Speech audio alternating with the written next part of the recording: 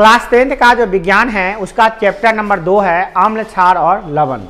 उसी का जो अभ्यास है वो आज हम लोग देखेंगे, क्योंकि पाठ के सभी अंतर्गत प्रश्नों को हम लोग कल देख चुके हैं। तो आज तो सबसे पहला प्रश्न है अभ्यास में आपका, वो क्या है, कोई विलयन लाल लिटमस पत्र को नीला कर देता है तो उसके पीएच का मान संभवतः क्या होगा।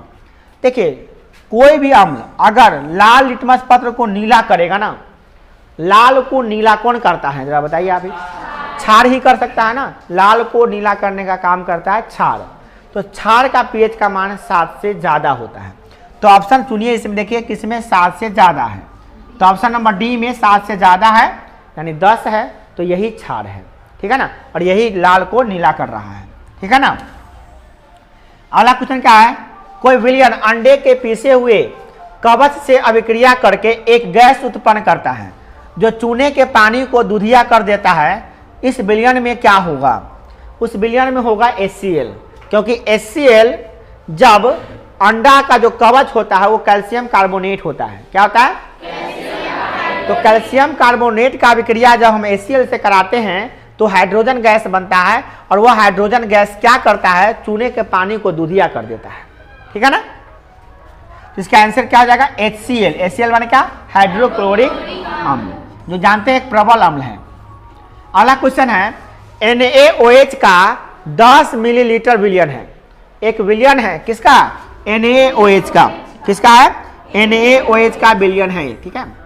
और इस विलयन का मात्रा कितना है? 10 ml, 10 मिलीलीटर। विलयन में HCl 8 ml है।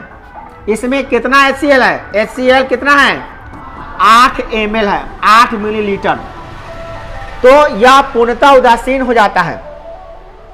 नहीं, प्रश्न करा NaOH का 10 मिलीलीटर विलयन है, HCl के 8 ml विलयन के पूर्णतः उदासीन हो जाता है। यदि हम NaOH को के उदासीन विलयन 20 ml ले तो उदासीन करने के लिए HCl कितना लेना पड़ेगा? देखिए, बात को जरा समझिए। यहाँ पे 10 मिलीलीटर को करने के लिए कितना चाहिए? NaOH का कितना विलयन है? 10 मिलीलीटर। ध्यान दीजिएगा, कितना है? 10 मिलीलीटर। 10 मिलीलीटर को उदासीन करने के लिए कितना चाहिए हमको?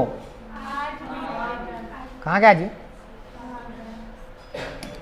अरे भैया, काहे परेशान कर रहे हैं? हाल है। हाँ, NaOH का 10 मिलीलीटर करता है, HCl का कितना?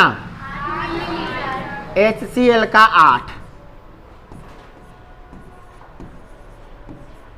8 मिलीलीटर उदासीन कर देता है इसको, है ना। मतलब आप समझ रहे हैं कि नहीं समझ रहे हैं? गौर से समझिए। 8 मिलीलीटर HCl है, वो 10 मिलीलीटर NaOH को उदासीन करता है। तो इसका मात्रा कितना बढ़ा दिया गया है? 20। तो इसको दुगुना कर देंगे 20 मिलीलीटर। तो इसका कितना करना पड़ेगा हमको? इसका भी दुगुना करना पड़ेगा, तो कितना हो जाएगा? 16 मिलीलीटर। कोई दिक्कत? बस सिंपल सी बात है। अगला क्वेश्चन क्या है इसका, देखिए। अपच का उपचार रोकने के लिए, अपच का उपचार करने के लिए निम्न में किस औषधि का उपयोग किया जाता है? अपच माने जानते हैं? जब आदमी का खाना खाए और पचे नहीं, उसको क्या कहते हैं? अपच। क्या कहते हैं? तो अपच को ठीक करने के लिए किसका उपयोग करेंगे हम लोग? एंटीसीडेंट। क्या?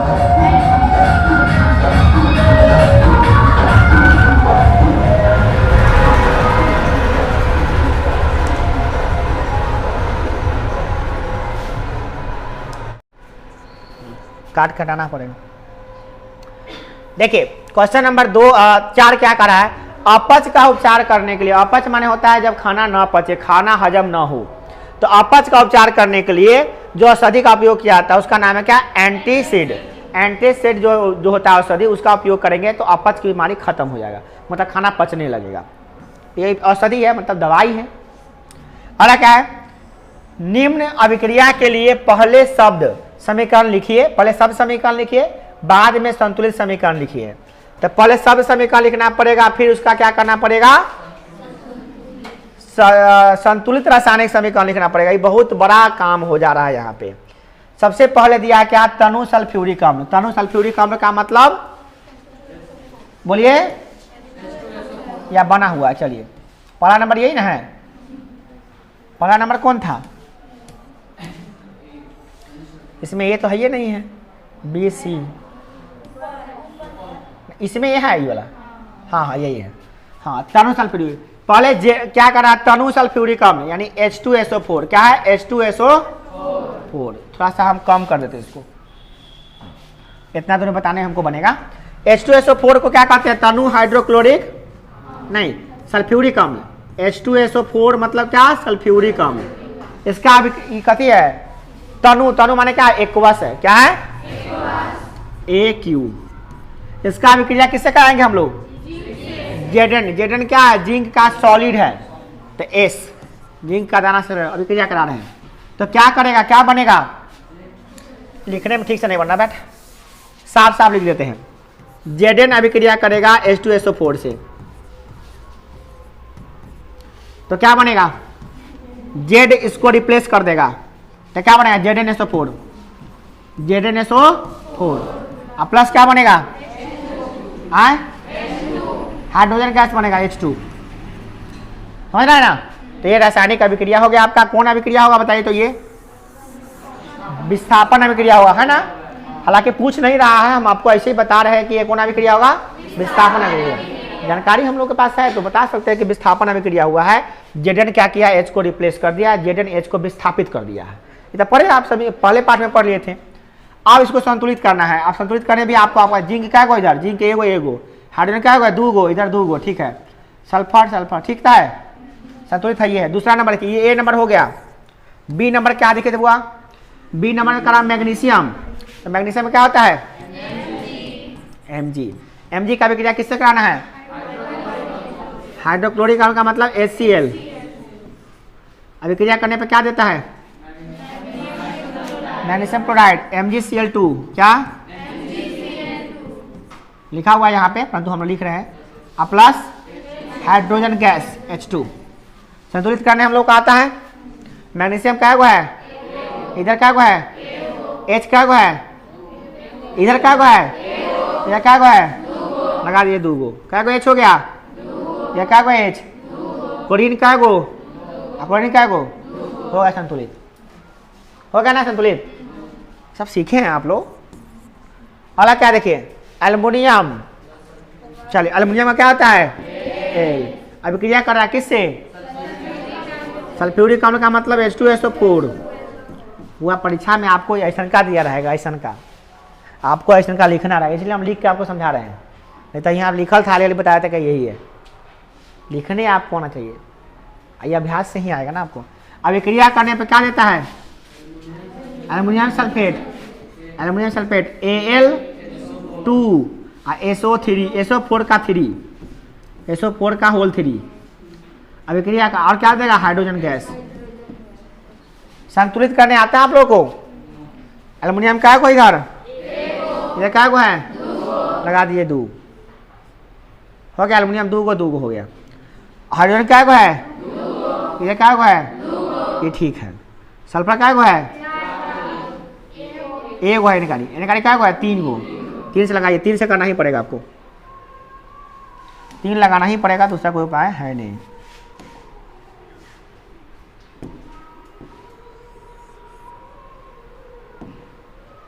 क्या लगाना पड़ेगा यहाँ पे?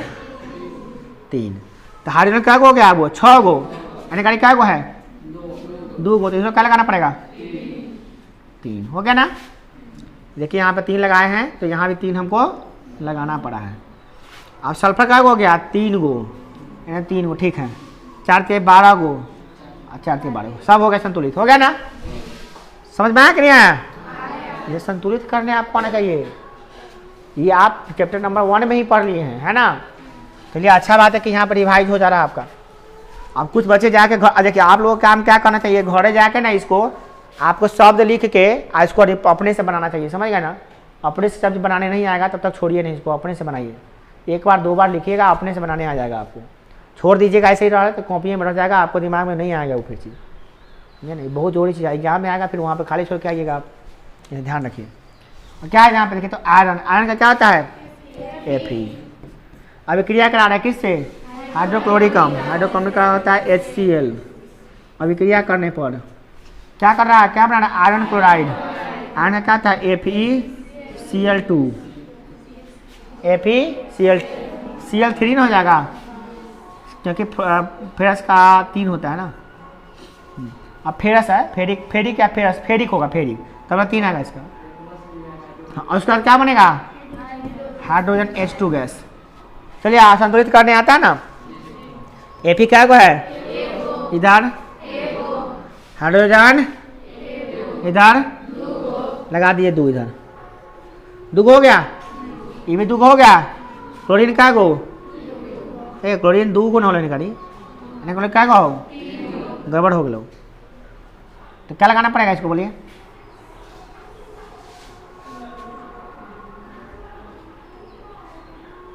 क्लोरीन 2 को लेने का, 3 को, 3 को करने के लिए क्या, यहाँ 3 करना पड़ेगा हमको।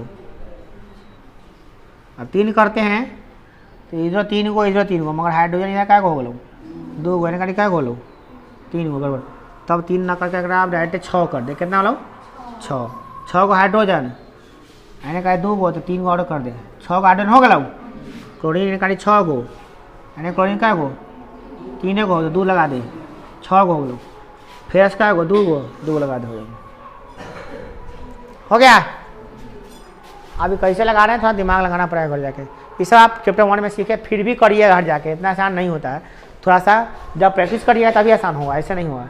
इसको प्रैक्टिस ही आपको बना सकता है आसान, इसको और कुछ नहीं। ये रटने वाला चीज़ नहीं है कि रट लीजिएगा आप, कितना रटिएगा, कहीं नाम बदल के देता है तब क्या कीजिएगा। रटने से काम नहीं चलने वाला है, ये बनाना ही पड़ेगा आपको। घर जाके क्या कीजिएगा, जो शब्द वाला है ना, ये सब, इस शब्द वाला जाके लिखिएगा आप सब जाके, है ना। और आप लिख के तो अपने से खुद से कीजिएगा तो ज़्यादा आएगा, समझ में आया। खुद से करना पड़ेगा आपको। चलिए अगला क्वेश्चन देखिए क्या है इसका। कह रहा है क्या, एल्कोहल एवं ग्लूकोज जैसे यौगिकों में भी हाइड्रोजन आयन होते हैं, लेकिन इसका वर्गीकरण अम्ल की तरह नहीं होता है। एक क्रियाकलाप द्वारा इसे साबित कीजिए। देखिए 2-4 चीज़ों को समझना जरूरी है आपको, इसलिए पहले जानना पड़ेगा कि इसमें क्या है। एल्कोहल, एल्कोहल का कोई लीजिए कोई एल्कोहल, जैसे हम कल लिए थे मिथाइल अल्कोहल CH3OH, एक अल्कोहल है। ये क्या है, अल्कोहल है। अल्कोहल क्या होता है आपको हम बता देंगे, घबराने का। एल्कोहल बहुत सारा आपको लिखने आ जाएगा, अभी तो हम ये लिख दिए हैं। ये एल्कोहल है। चलिए कौन एल्कोहल है, कौन बताएगा। एथाइल के मेथाइल, एथमेथ होता है ना, एथाइल अल्कोहल है। क्या है, ये कौन अल्कोहल है, एथाइल, एथाइल अल्कोहल। हम कौन ethyl alcohol, methyl, propyl, butyl alcohol, hexyl octyl, octyl एक्टियल, हेप्टाइल एक्टियल, बहुत सारा होता है। इसे हम लोग पढ़ेंगे, इसका कार्बन और इसके यौगिक पढ़ेंगे ना, तो उसमें बहुत सारा अम्ल का आज नाम हम लोग को याद हो जाएगा, बहुत सारा अल्कोहल का नाम याद हो जाएगा हम लोगों को। अभी मगर हम लोग को ज़्यादा याद नहीं है, थोड़ा सा 1 मिनट लगेगा।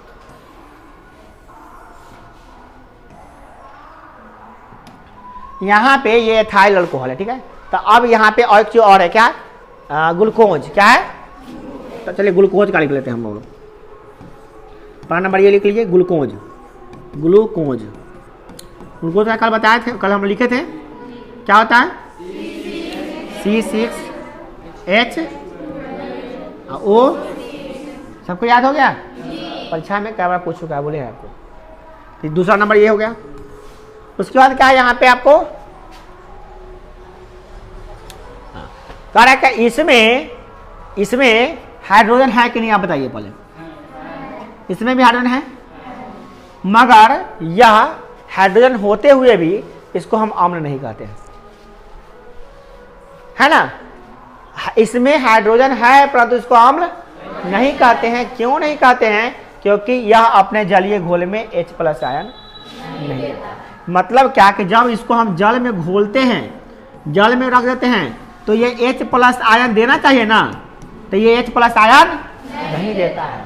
यह भी, इसको भी हम जल में घोलते हैं तो यह भी H+ आयन नहीं देता है। जब ये H+ आयन नहीं देगा तो थोड़ी ना अम्ल कहलाएगा। कल एग्जाम्पल बताए थे कि पैसा होने से दानी नहीं होता है। किसी के पास खूब पैसा है, इसकी तरह इसके पास हाइड्रोजन है, मगर जैसे पानी में रखते हैं H+ आयन नहीं देता है। ठीक उसी आदमी की तरह, जिस आदमी का पैसा है और कोई गरीब आदमी से घर आया और दान मांग रहा है, उसको नहीं दे रहा है, तो धनवान है, पैसा उसके पास है, परंतु वो दानी नहीं है। उसी प्रकार से इसके पास H है परंतु ये अम्ल नहीं है। क्यों नहीं है? क्योंकि ये अपने जलीय घोल में H+ आयन नहीं देता है। अब यहाँ पे कह रहा है कि आपको कि एक क्रियाकलाप करके इसे साबित कीजिए, खाली बात कहने से काम ना चलेगा, साबित करिए इसको क्रियाकलाप करके। तो साबित करने के लिए क्या किया गया सुनिए जरा ध्यान से दीजिएगा। देखो साबित करने के लिए हम लोग क्या करते हैं कि चित्र के अनुसार से हम लोग क्या करते हैं, एक बीकर लेते हैं। ओके, हाँ आपको बता दें, इस बीकर में क्या करते हैं कि हम जल रख लेते हैं। जल रख दिए और जल रखने के बाद इसमें थोड़ा सा हम क्या कर देते हैं, वही क्या मिलाते हैं, अम्ल मिलाते हैं, नहीं वो क्या कहते हैं, अल्कोहल डाल देते हैं। क्या कहते हैं, अल्कोहल थोड़ा सा इसमें डाल दिए। अब इसमें हम लोग क्या किए, विद्युत प्रवाहित करने जा रहे हैं। क्या करने जा रहे हैं, इसमें 2 गो हम लोग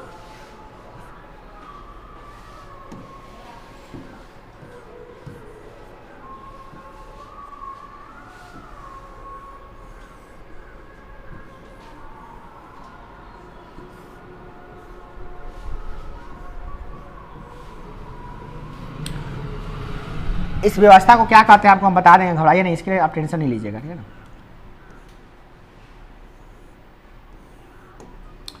अब देखिए इस व्यवस्था में क्या हुआ है, यहाँ पे वो प्लग, कुंजी प्लग लगा देते हैं और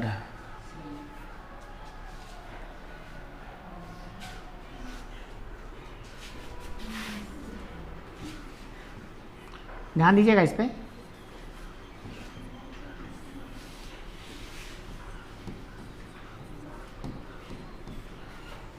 यह बैटरी, यह तार, यह स्विच है ना। एक बीकर लेते हैं, बीकर में 2 हम धन आवेश बनाते हैं। ये प्लस आवेश धन आवेश है और ऋण आवेश माइनस है। याद रखिएगा, ऋण आवेश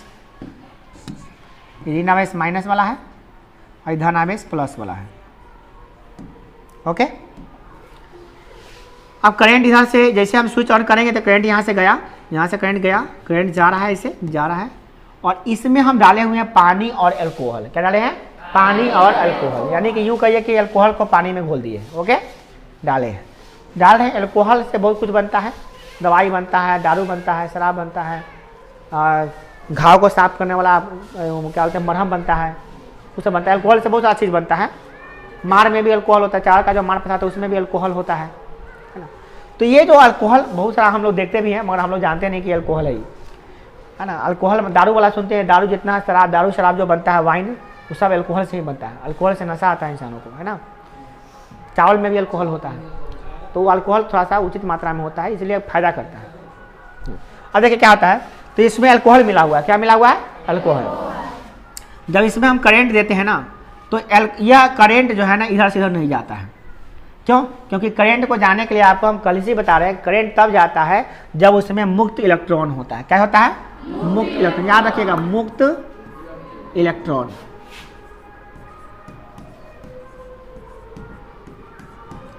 मुक्त इलेक्ट्रॉन या आयन होना चाहिए। क्या होना चाहिए, मुक्त आयन कह सकते हैं उसको। क्या कह सकते हैं, मुक्त आयन। मुक्त आयन, समझ गए। या तो मुक्त इलेक्ट्रॉन होना चाहिए और नहीं तो मुक्त आयन होना चाहिए। अगर ये है इसमें तब जाके करंट इधर से इधर जाएगा और करंट जब पार होगा तब ये बल्ब जलेगा। मगर हम बैटरी लगा दिए, स्विच भी ऑन कर दिए, तार भी जोड़ दिए, अब बल्ब जलने का इंतजार कर रहे हैं कि बल्ब जलेगा, मगर जला नहीं। लाख प्रयास, फिर बैटरी वो कहेगा दूग लगा दिए तो वो बल्ब नहीं जला। हम समझ गए भैया ये बल्बा जलता है वो बैटरी पर, एक एक बैटरी पर जलता है, दो बैटरी लगाने के बाद भी नहीं जल रहा है। बल्ब भी ठीक है, तार भी स्विच, सब कुछ ठीक ठाक है, तब कहे नहीं जला है, क्योंकि ये करंट इधर से इधर जाने नहीं दे रहा है। क्यों नहीं दे रहा है, ना इसके पास मुक्त इलेक्ट्रॉन है और ना ही मुक्त आयन है, इसी कारण से करंट नहीं गया है, न ही इसमें बल्ब जला है। इसी में डाल देंगे HCl, डाल देंगे फटाक से करंट जाना शुरू हो जाएगा, बल्ब जल जाएगा। इसी में डाल देंगे नमक NaOH, तो वो टूट जाएगा, Na+Cl NaOH नहीं NaCl।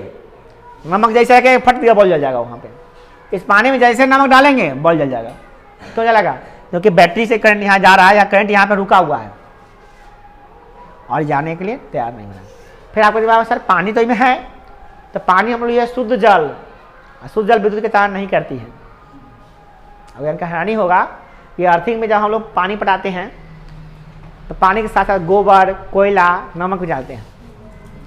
नमक क्यों डालते हैं अर्थिंग में? क्योंकि वो अर्थिंग में नमक डालेंगे तो Na+ और Cl- उठेगा, तो आयन का आदान प्रदान होगा, तो करंट नीचे से तुरंत सपोर्ट करेगा, ठंडा तब बल्ब जलेगा, अच्छा से वोल्टेज बढ़िया रहेगा।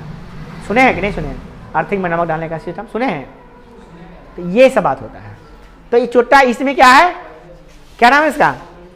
इसको देखिए, इसमें जो है ना एल्कोहल में क्या है, एल्कोहल में तो H है मगर आयन नहीं बनाया है, और ग्लूकोज में भी वही, जब ग्लूकोज डाल के देखते हैं तो ये वही हाल रहता है। समझ आते हैं कि सब दानी नहीं है, इस सब के पास हाइड्रोजन है मगर ये H+ आयन देगा नहीं, और जब तक देगा नहीं तब तक करंट जाएगा नहीं, जब तक करंट जाएगा नहीं तब तक बल्ब जलेगा नहीं।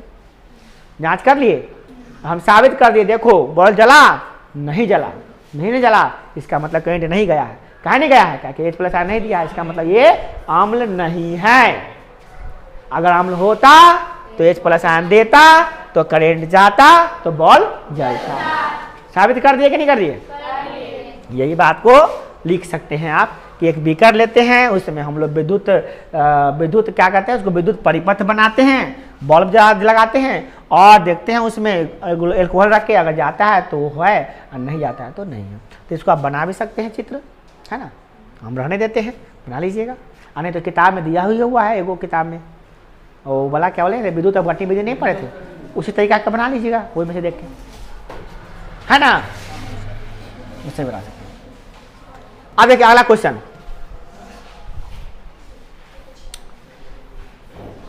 अगला क्वेश्चन क्या देखिए, आश्रित जल विद्युत का चालन नहीं करता है। आश्रित जल विद्युत का चालक क्यों नहीं होता? अभी जस्ट बताएं, क्या बताएं? आश्रित जल, ध्यान दीजिएगा यहाँ पे एक वर्ड है, क्या है? आश्रित।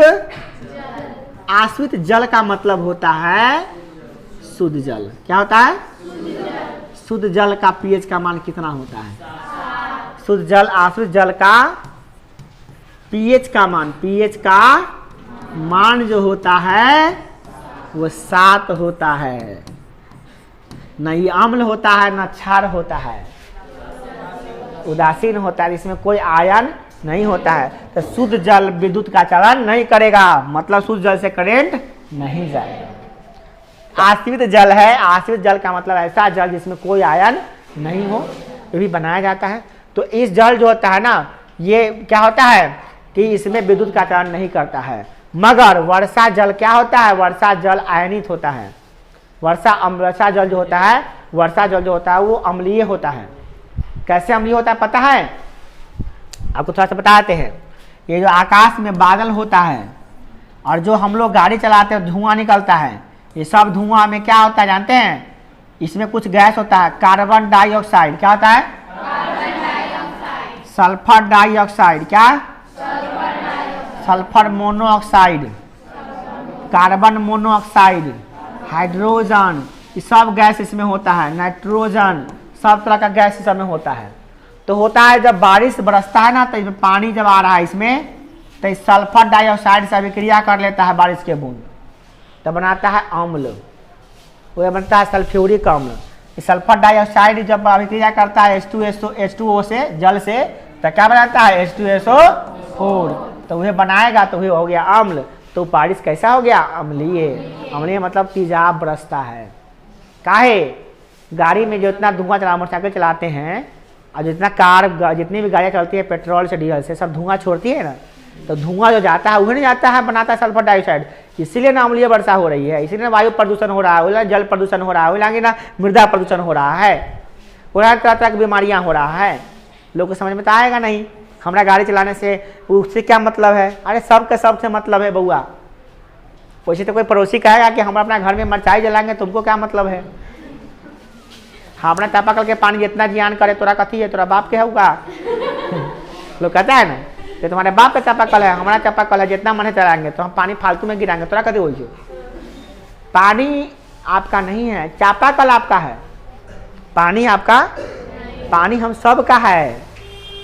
ये लोग आजकल लोगों के दिमाग में मेंटेलिटी घुस गया है कि मेरे आंगन में चापाकल मेरा है, हम चाहे जितना बर्बाद करें, तुम्हारा क्या जाता है? ऐसा नहीं है। ऐसा है? चापाकल आपका है, पानी सबका है। बाइक आपका है, कार आपका है, पेट्रोल भराते हैं वो भी आपके पापा का है, पैसा जो गया वो भी आपके पापा का है, परंतु ये हवा आपके पापा का नहीं है, वो हम सब का है। समझे ना? तो ये जो इतना हवा प्रदूषण हो रहा है, वायु प्रदूषण, इतना जो जनसंख्या बढ़ते जा रहा है इंडिया का, चाइना को भी पीछे छोड़ दिया।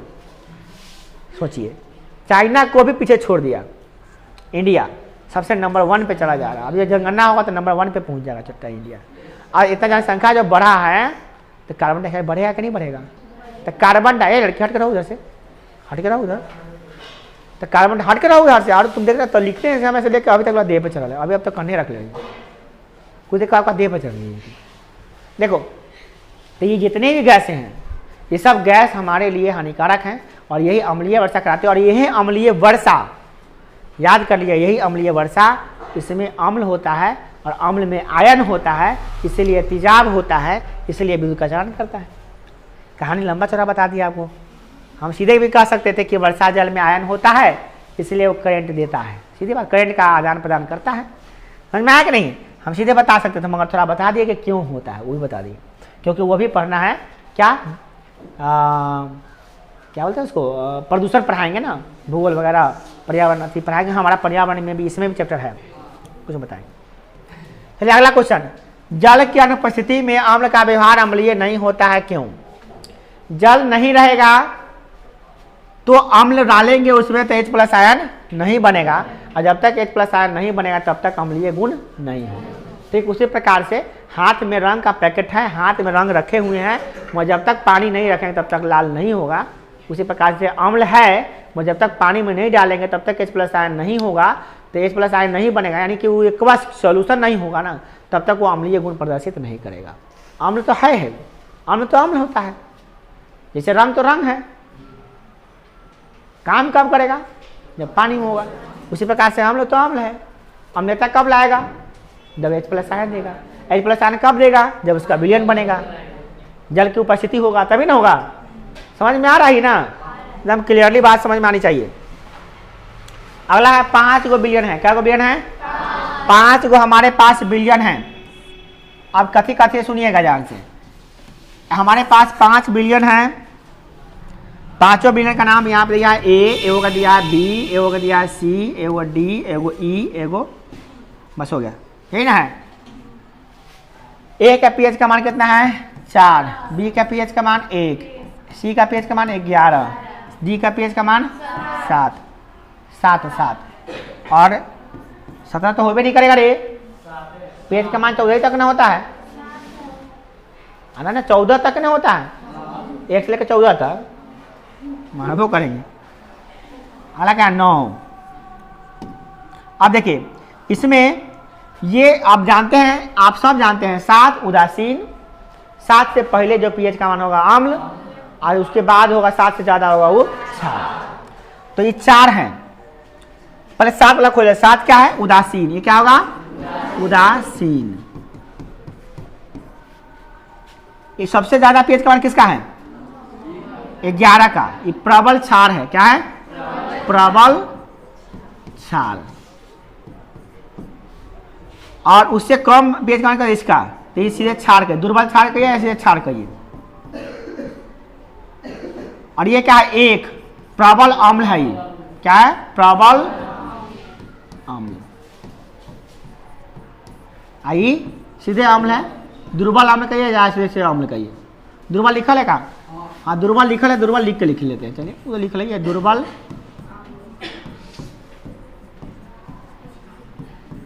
इसको भी लिख लिए दुर्बल क्षार, हमको लगा कि लिखल नहीं है, दुर्बल क्षार। दिक्कत है पीएच का मान देकर तो हम बता ही देते हैं कि कौन आम्ल है, कौन क्षार है, कौन क्वेश्चन आम्ल है, नहीं बता देते। तो बहुत आसानी से हम लोग बता दिए, कोई दिक्कत इसमें भी नहीं है।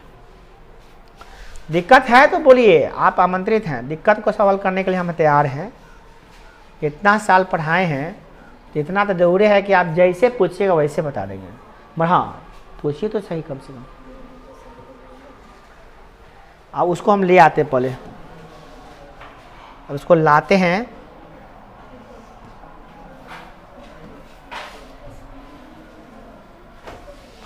गौर से देखिएगा। अब इसे बताना है कि कोना में H प्लस आयन की सांद्रता कैसन का है, बताना है ना। सांद्रता किसमें कैसा होगा, सबसे खराब H प्लस आयन किस कम, सबसे कम H प्लस आयन किस में होगा, C में, क्योंकि उसका pH का मान कितना है 11। उससे कम किस में होगा 9, E वाला, उसके बाद B, उसके बाद A, सबसे लास्ट में B। सबसे ज्यादा pH का मान इसी में होगा। हमको आरोही क्रम में से जाना था, तो पहले छोटका कम वाला, तो ज्यादा वाला, फिर ज्यादा वाला, फिर ज्यादा वाला बैठा। कथी कम कथी ज्यादा, H प्लस आयन है ना। कल ही से समझाते आ रहे हैं बात। चलिए ये हो गया। अगला क्वेश्चन क्या देखे तो, एगो दूगो प्रणाली है, प्रणाली ए और प्रणाली, ये प्रणाली है दूगो, एक प्रणाली ए एक प्रणाली बी, प्रणाली नंबर ए प्रणाली नंबर बी, ए और बी। इस प्रणाली में क्या है, एक में रखते हैं HCl, एक में क्या रखते हैं HCl, HCl, HCl, ऐसे में क्या रखते हैं CH3COOH,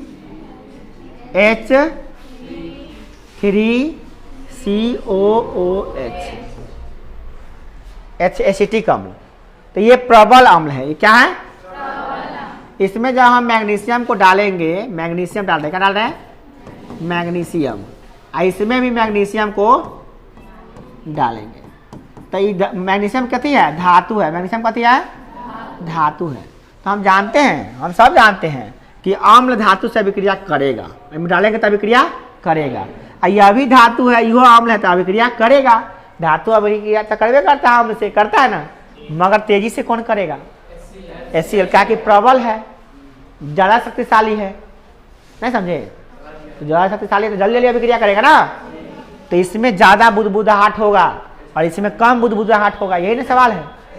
आराम से जवाब हम लोग दे सकते हैं, क्योंकि HCl एक प्रबल अम्ल है और CH3COOH एक दुर्बल अम्ल है। तो HCl वाला जो नाम में रहेगा उसमें जल्दी जल्दी अभिक्रिया होगा, और जल्दी जल्दी अभिक्रिया होगा तो ज्यादा आवाज करेगा, ऐसे में धीरे धीरे अभिक्रिया हुआ तो कम आवाज करेगा। क्लियर, कोई दिक्कत नहीं। तो वही आंसर यहाँ पे लिखा गया है। ठीक, चलिए अगला क्वेश्चन क्या है, ताजे दूध का pH का मान 6 होता है और दही बनाने पर pH के मान में क्या अंतर हुआ। दूध होता है क्या, दूध के pH का मान कितना है और दही का कितना होगा, दही के pH का मान पता नहीं कितना होगा, मगर 6 से तक कम में होगा, 6 से कम हुआ कि नहीं होगा, बोलिए हुआ कि नहीं होगा, 6 से,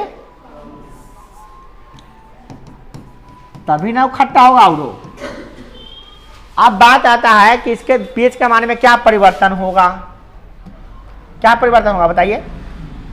परिवर्तन यही होगा कि इसके pH का मान घटेगा, तो इसमें क्या होगा कि इसकी अम्लीय प्रकृति और बढ़ जाएगा, ये और ज्यादा अम्लीय हो जाएगा। वही लिखा हुआ है यहाँ पे, क्या लिखा हुआ है, ताजे दूध के pH का मान 6 होता है, परंतु दही बनने जाने पर pH का मान और कम हो जाता है, इसकी अम्लीयता की जो प्रकृति है वो बढ़ जाती है। जब हम इसको जांच करते हैं तो पाते हैं कि ताजा दूध थोड़ा मीठा होता है, परंतु दही क्या होता है, थोड़ा खट्टा होता है ना, दही थोड़ा खट्टा होता है। जैसे जैसे ज़्यादा दिन तक रखेंगे और ज़्यादा खट्टा हो जाएगा, और बहुत ज़्यादा दिन तक छोड़ने पर तक में पिलुआ भी फड़ने लगता है, पता है ना। आपको ये बात पता है कि दही कैसे जमता है, कौन जीवाणु से जमता है, ठीक से बताइए। लैक्टो, लैक्टो मत बोलिए, पूरा जानते तो बोलिए, लैक्टोबैक्टिक ना होने गलत है। कोई किसी को याद है, लैक्टो से ही है। कौन ऐसा जीवाणु है जो दूध को दही बनाता है? लैक्टोबैसिलस।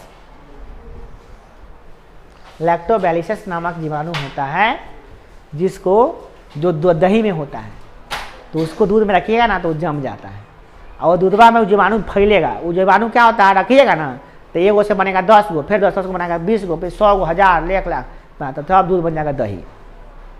वही जीवाणु को उठा उठा के चम्मच हम लोग खाते रहते। वो खदे खदे पिलुआ रहता है दही, मगर आपको सुने नहीं गौर से, वो कीटाणु नहीं है, क्या है, जीवाणु है। वो दही क्या है, जीवाणु है। लैक्टोबैसिलस नाम जीवाणु से जमा है ना बुआ? तो जीवाणु फायदा करता है, इसलिए हम लोग खाते हैं उसको, समझे ना? ऐसा नहीं है। अब कुछ शाकाहारी वाले लोग कहते हैं जय गुरुदेव कि नहीं, दही में थोड़ी ना जीवाणु कीटाणु होता है, तो आप भ्रम में जी रहे हैं। नहीं, उनको आपको पता चला ही नहीं है। जय गुरुदेव बाबा वाला जो मानने वाले लोग हैं, बुरा नहीं मानिएगा, आप लोग भी जीवाणु खाते हैं, मगर वो जीवाणु है आपको दिखाई नहीं दे रहा है। आपको हम माइक्रोस्कोप से दिखा देंगे, दही में खुद खतरे पिलुआ दिखाई देगा, खाली पिलुआ दिखाई देगा। है सब कुछ में है, तो कहला इतना गर्व करते हैं कि हम किसी जीव को नहीं मारते हैं। अरे एक चम्मच खाते हैं उसमें क्या हो जाता है। हाँ चलिए, हम गलत नहीं कर रहे हैं। जय गुरुदेव वाला आप बड़ा बुरा मान जाएंगे, वो लोग कहेंगे कि भैया हमारा उपहास करे सर जी। हम क्या उपहास करें? कहीं जय गुरुदेव वाला कोई वीडियो दिखा दीजिएगा तो वो लोग बुरा मान जाएंगे, नहीं हमारा अपमान कर दिया। अपमान नहीं कर रहे हैं, सच है। और सच बोलना पाप है तो करेंगे क्या जी, है कि नहीं है? सच बोलना अगर पाप है तो ऐसा पाप करने के लिए आदमी को तैयार होना चाहिए। सच बोलने में क्या डर है? क्या सांस को आँच नहीं है, उसमें भी कीटाणु जीवाणु होता है। वो जीवाणु है, कीटाणु जीवाणु जो जीव को दे वो जीवाणु। कीटाणु जो कीड़ा फैला, कीटाणु मतलब आपको हानि पहुंचाएगा। उसमें हड्डी नहीं होता है। अब देखिए, अब है ग्वाले की कहानी। ग्वाला क्या करता है कि दही में थोड़ा सा बेकिंग सोडा मिलाता है। क्या करता है? तो पहला सवाल है कि ताजा दूध के पीएच के मान को 6 से बदलकर थोड़ा क्षारीय क्यों बना देता है? इसलिए बनाता है कि दूध ज्यादा दिन तक रहे। देखिए, दूध बेचने वाला ताजे दूध के पीएच का मान 6 से बदलकर थोड़ा क्षारीय बना देता है, क्योंकि ऐसा करने पर दूध अधिक समय तक खराब नहीं होगा और आसानी से जाकर बेचेगा और कोई शिकायत नहीं आएगा, नहीं कहेगा दूध आपका फट गया। इसीलिए क्या करता है वाला लोग, जो दूध बेचने वाले लोग हैं, उसमें थोड़ा सा बेकिंग सोडा मिला देते हैं ताकि उसका जो पीएच का मान 6 है 6 से थोड़ा बढ़ जाए और उस 7 के करीब में चल जाए तो थोड़ा सा ठीक रहेगा। 7 हो जाए, ज़्यादा हो जाएगा तो फिर दिक्कत होगा, जल्दी जम्बो नहीं तो जम्बे नहीं करेगा दही ले तरह। ज़्यादा बेकिंग सोडा मिला दीजिएगा तो दूध जम्बे नहीं करेगा, खराबे हो जाएगा वो। अगला नंबर क्वेश्चन है कि इस दूध को दही बनने में अधिक समय क्यों लगता है? इसलिए लगता है कि पहले उसका पीएच का मान कितना था, अब में मिला दिए का थी, तो अब हो गया मान लिए 6.5। तो अब दही जमाइएगा तो बेचारा दही जाकिएगा जोरन उसमें, तो 6.5 से फिर उसको कहाँ होना पड़ेगा 6, और 6 से कमेगा तब ना बनेगा दही, तो हो जाएगा 5 या 5.5 होगा तब ना दही जमेगा। दही का पीएच का मान लगभग 5.5 होता है ताज़ा दही का दर। बसिया होगा तो और कम जाएगा, 2-4 दिन का दही होगा तो और खट्टा हो जाएगा, वो तो और पीएच का मान घट जाएगा उसका, समझे ना? उतना घटेगा नहीं, कितना होगा तो 4 तक। तो प्लास्टर ऑफ पेरिस क्या होता है, उसको नमी से बड़ा एलर्जी है। नमी तय को मिलेगा ना। हे लड़का तुम खड़े रहो, खड़ा करा देंगे तुमको, क्या बतिया रहे हैं? हम बतिया रहे हैं तो आपस में बतियाइए। तो प्लास्टर ऑफ पेरिस क्या होता है, नमी से रिएक्शन करता है। हम आपसे बतिया नहीं रहे हैं, आपको शायद लग रहा है कि बतिया रहे हैं। इसको बतियाना नहीं कहते हैं, इसको पढ़ाना कहते हैं। और पढ़ाने का सबसे अच्छा तरीका से हम आपको बताने की कोशिश कर रहे हैं। एग्जाम्पल आपको जनरली ले रहे हैं ताकि जल्दी समझ में आ जाए। मतलब भारी भारी एग्जाम्पल भी हमको बताने आता है और इससे भी हल्का आता है। बहुत ये नहीं समझ आता और एग्जाम्पल रखे हुए बताने के लिए। वहाँ पे यही पर कोई पूछ ना रहा था, हम कहे चलो ठीक है, इतने पर समझ में आ रहा है ना। तो क्या बता रहे थे, प्लास्टर ऑफ पेरिस जो होता है तय को नमी से अभिक्रिया करेगा ना तो तुरंत जम जाता है।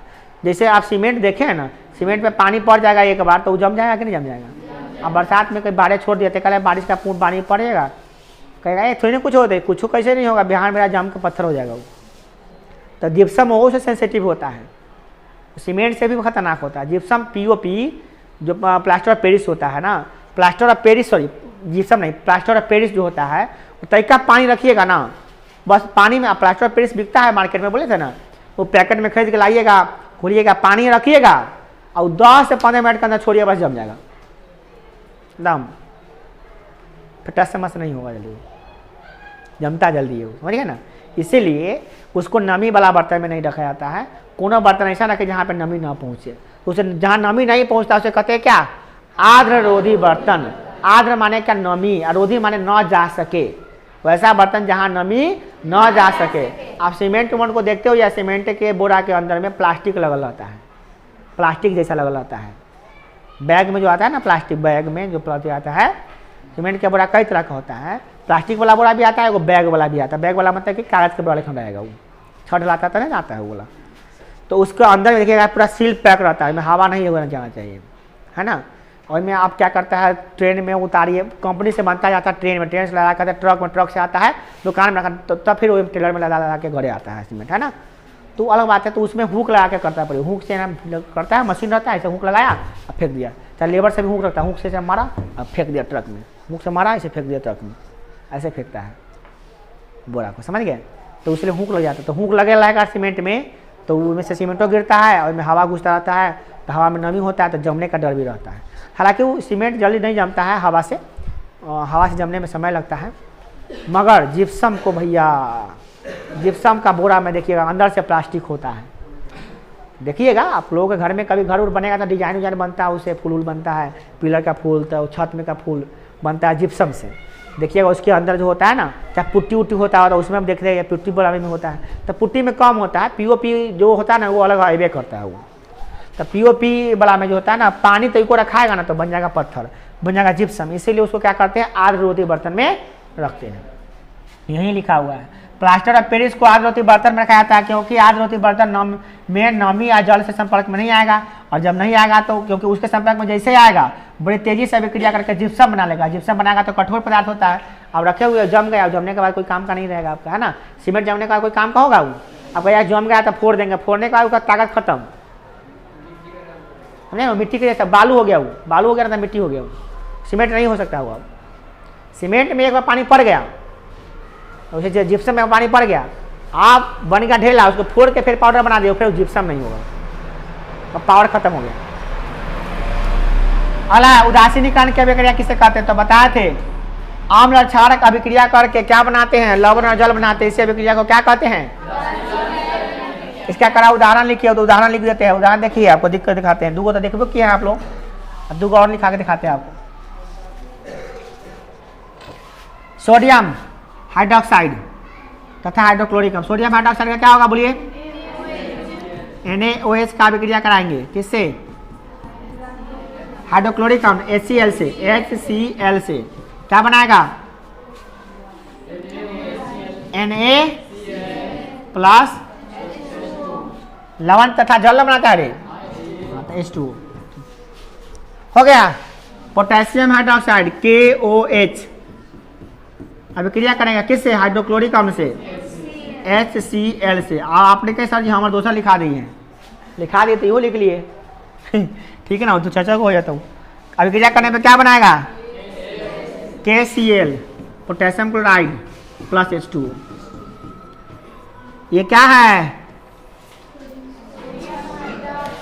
आम्ल के क्षार के लवण ना, हाँ ये क्षार है, ये क्या है, ये क्या है, क्षार। ये किससे अभिक्रिया कर रहा है, आम्ल से, ये दोनों आम्ल से अभिक्रिया कर रहा है, क्या बन रहा है, लवण, क्या बन रहा है, ये क्या बन रहा है, लवण। दूगो लवण का नाम भी याद कर ले, दूगो लवण हो गए, है ना, आइए हो लोग कथी जल, है ना, ये तो हमने समझिए ना, तो ये कथी है क्षार, ये कथी है क्षार, कोई दिक्कत है ना, उदाहरण लिख लीजिए, खत्म हो गया। बेकिंग सोडा तथा खावा सोडा का उपयोग करना अगला प्रश्न है, तो इसमें हम लोग पहले ही इसका वीडियो देख चुके हैं, जिसका नोट्स हम लोग बनाए थे उसी में, है ना।